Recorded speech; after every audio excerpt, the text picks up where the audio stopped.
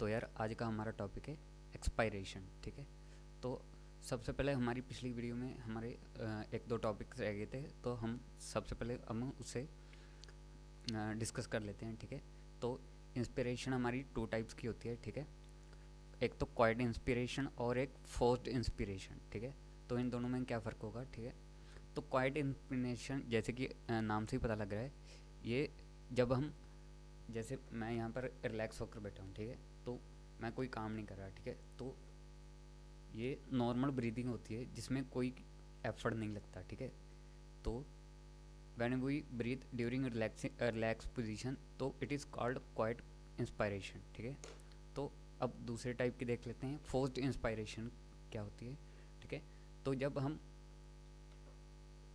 Normal से ज़्यादा air हम सक इन करते हैं। ठीक है, और हम उसके लिए हमें कुछ मसल्स और चाहिए होते हैं। ठीक है, एक्सटर्नल इंटरकोस्टल और डायफ्राम तो हमारे क्वाइट इंस्पिरेशन में काम करेंगे, पर जब मैं मान लो कि मैं कोई एक्सरसाइज कर रहा हूँ। ठीक है, तो एक्सरसाइज के टाइम मुझे ये तीन मसल्स और हेल्प करेंगे ताकि मैं ज़्यादा एयर सक इन कर सकूँ। ठीक है, तो फोर्स इंस्पिरेशन उसे कहते हैं। ठीक है, जब हम फोर्स से we take more air then the quiet respiration. ठीक है, तो ये तीन मसल्स कौन से होंगे, स्टर्नोक्लीडोमास्टोइड, स्केलीन मसल्स और पेक्टोरालिस माइनर। ठीक है, तो स्टर्नोक्लीडोमास्टोइड कहाँ पर होता है। ठीक है, तो ये हमारी मास्टोइड प्रोसेस से स्टर्नम तक इसकी इंसर्शन होती है। ठीक है, तो ये क्या करेगा, स्टर्नम क्लीडोमास्टोइड जब ये कॉन्ट्रैक्ट करेगा तो ये स्टर्नम को अपवर्ड मूवमेंट कराएगा। ठीक है, तो ये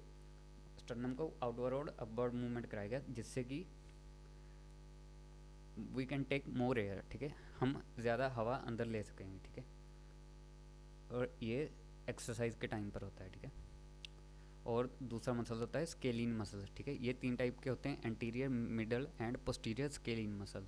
ठीक है, ये हमारे नेक की मसल्स होते हैं। ठीक है, और ये क्या करेंगे, ये रिब्स के साथ अटैच होते हैं और ये रिब्स को और भी ज़्यादा आउटवर्ड करेंगे। ठीक है, आउटवर्ड उनकी मूवमेंट करवाएंगे। ठीक है, तो स्टर्नोक्लीडोमास्टोइड स्टर्नम को ऊपर करेंगे, स्केलीन मसल्स रिब्स को आउटवर्ड कराएंगे, और जो हमारा लास्ट वाला मसल है पेक्टोरालिस माइनर, तो ये मसल क्या करता है, ये हमारी थर्ड, फोर्थ और फिफ्थ रिब के साथ अटैच होता है। ठीक है, तो ये भी जब कॉन्ट्रैक्ट करेगा तो हमारे रिब्स आउटवर्ड को मूव करेंगे जिससे कि हमारी इंस्पायरेशन प्रोसेस होगी। तो ये फोर्थ एक्सपिरेशन में ये तीनों मसल्स काम करते हैं। तो इन तीनों के एफर्ट से होगा क्या, हमारी जो थोरेसिक कैविटी की वॉल्यूम थी, जो क्वाइट इंस्पिरेशन के टाइम बढ़ती थी, उससे भी ज़्यादा बढ़ जाएगी। ठीक है, और अगर बॉयल्स लॉ के अकॉर्डिंग थोरेसिक कैविटी की वॉल्यूम बढ़ेगी तो प्रेशर कम होगा। ठीक है, तो अब प्रेशर कितना कम होगा हम वो देख लेते हैं। ठीक है, तो इंट्रापल्मोनरी प्रेशर जो कि रेस्ट में हमारा था पिछली वीडियो में जैसे हमने देखा था -4 mm मर्करी। ठीक है, तो जब हम क्वाइट इंस्पिरेशन करते हैं तो वो डिक्रीज़ होकर -6 mm मर्करी हो जाएगा, और जब हम थोड़ी सी और फोर्स्ड इंस्पायरेशन करेंगे, ठीक है, थोड़ी सी और अंदर एयर लेंगे तो वो -7 mmHg हो जाएगा। ठीक है, तो -1 mg और बढ़ जाएगा। तो this is the pressure, intrapleural pressure in the forced inspiration. और इंट्रापल्मोनरी प्रेशर कैसे होगा, तो हमारे लंग्स भी एक्सपैंड करेंगे तो उससे वॉल्यूम बढ़ेगा, प्रेशर कम होगा। ठीक है, तो 0 mm तो रेस्ट में होता है, तो इंस्पायरेशन क्वाइट इंस्पायरेशन के टाइम पे -1 हो जाएगा, और फोर्थ इंस्पायरेशन के टाइम पे -2 mm मर्करी हो जाएगा। ठीक है, तो अब हम एक्सपायरेशन के बारे में बात कर लेते हैं। ठीक है, तो सबसे पहले एक्सपायरेशन ये एक पैसिव प्रोसेस होता है। ठीक है, तो इसमें कोई भी मतलब काम नहीं चाहिए, हमें बॉडी कोई वर्क नहीं करती, तो इसमें कोई भी मसल्स इन्वॉल्व नहीं होते। ठीक है, तो एक्सपायरेशन एक पैसिव प्रोसेस है। ठीक है, तो इसकी भी टू टाइप्स होती हैं, क्वाइट और फोर्स्ड एक्सपायरेशन। सबसे पहले क्वाइट एक्सपायरेशन का देख लेते हैं। ठीक है, तो क्वाइट एक्सपायरेशन में हमारे कोई भी मसल काम नहीं करेगा। ठीक है, तो हमें किसी मसल की ज़रूरत नहीं होती। ठीक है, तो एक्सपायरेशन होती कैसे है। ठीक है, तो एक्सपायरेशन डिपेंड करती है इलास्टिसिटी ऑफ लंग्स। ठीक है, तो अब ये देख लेते हैं इलास्टिसिटी क्या होता है। ठीक है, इलास्टिसिटी अगर आसान भाषा में समझे, जब हम कोई भी रबड़ बैंड को ऐसे खींचते हैं तो वो रेजिस्ट करना चाहेगा स्ट्रेच, अपनी स्ट्रेचेबिलिटी को। ठीक है, तो वैसे ही लंग्स होते हैं, ठीक है। तो ये it is the desire of lung to resist being stretch. तो आसान भाषा में हमारे लंग्स जब खींचे जाएंगे तो ये अपने आप ही बैक होंगे, अपनी ओरिजिनल पोजीशन में जाना जाएंगे, ठीक है। तो इसी कंसेप्ट को आगे बढ़ाते हुए, ठीक है, तो होता क्या है, हमें जो हमारी नर्व इम्पल्स हैं जो डायफ्राम और एक्सटर्नल इंटरकोस्टल मसल को कॉन्ट्रैक्ट करवाती हैं, तो हमें उसे बंद करना होगा, ठीक है। तो वो बंद कैसे होंगी, जो हमारा लंग्स होते हैं, ठीक है, उनके सराउंडिंग में, जो हमारे लंग्स होते हैं उनके सराउंडिंग में स्ट्रेच रिसेप्टर्स प्रेजेंट होते हैं, ठीक है। तो जब हमारी इंस्पिरेशन होती है, ठीक है, तो जब ये एक लेवल से बढ़ जाती है तो ये स्पेशल स्ट्रेच रिसेप्टर एक्टिवेट हो जाते हैं, ठीक है। तो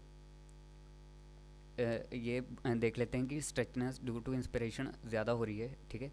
तो ये क्या करेंगे, ये सिग्नल सेंड करेंगे मेडुल्ला को, ठीक है।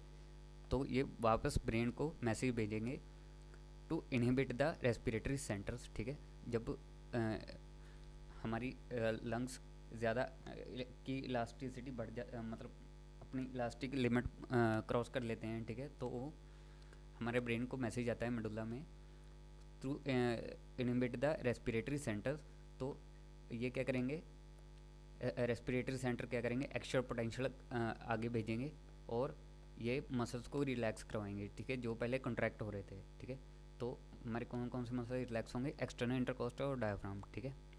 तो इससे क्या होगा, डायफ्राम जो पहले नीचे था तो अप हो जाएगा और एक्सटर्नल इंटरकोस्टल रिलैक्स हो जाएंगे, ठीक है। तो इससे हमारी थोरेसिक कैविटी की वॉल्यूम कम हो जाएगी और प्रेशर फिर से बढ़ जाएगा, प्रेशर नॉर्मल हो जाएगा, ठीक है।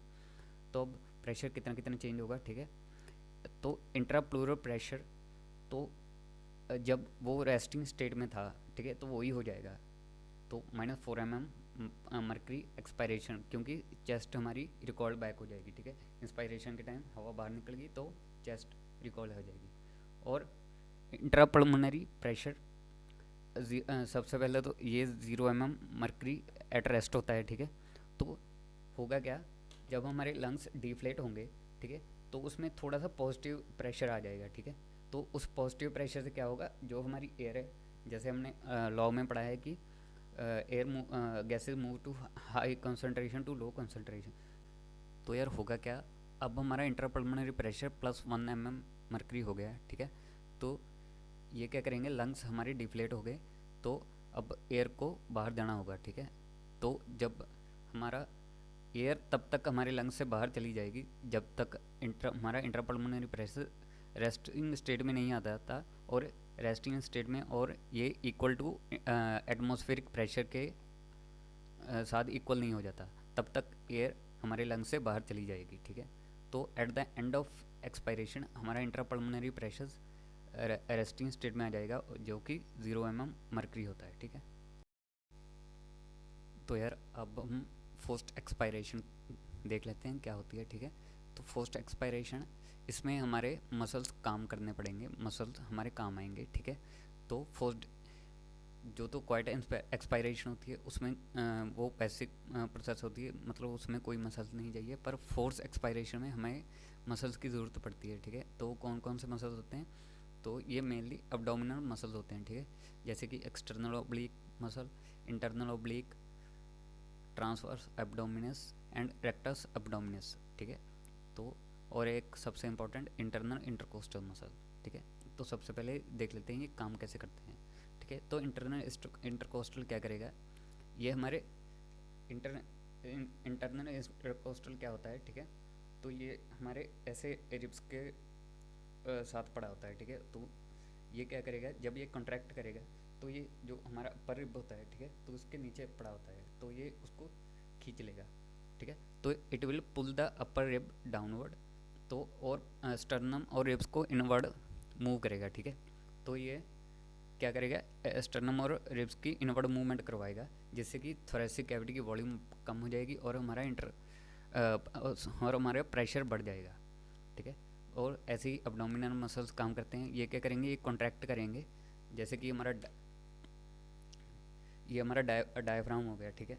तो अब्डोमिनल मसल क्या करेंगे, ये हमारे एब्डोमिन में इंट्रा एब्डोमिनल प्रेशर को बढ़ा देंगे, ठीक है। तो अगर ये प्रेशर यहाँ पर डेवलप होगा तो ये क्या करेगा, डायफ्राम हमारा जैसे कि डोम डाउन नीचे पड़ा होता है, ठीक है, तो वो हमारे डायफ्राम को ऊपर ऊपर पुश करेगा, ठीक है, और it push backward upward and backward.